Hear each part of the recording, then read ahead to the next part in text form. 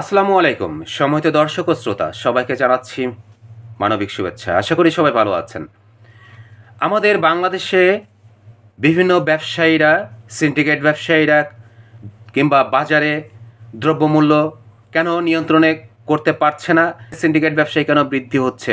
কারণ একটি, ভোক্তা অধিকার কর্মকর্তাগণ অভিযানে যাচ্ছেন, যারা সিন্ডিকেট ব্যবসায়ী কিংবা দ্রব্যমূল্য বৃদ্ধি করছে তাদেরকে অর্থদণ্ড দিচ্ছেন, টাকা জরিমানা নিয়ে চলে আসছেন। সেই ব্যবসায়ী পরবর্তীতে দ্রব্যমূল্য বৃদ্ধি করে জনগণের কাছ থেকে আরও বেশি টাকা নিয়ে তারা ব্যবসা চালিয়ে যাচ্ছেন। এই চোর পুলিশি খেলা বন্ধ করতে হবে।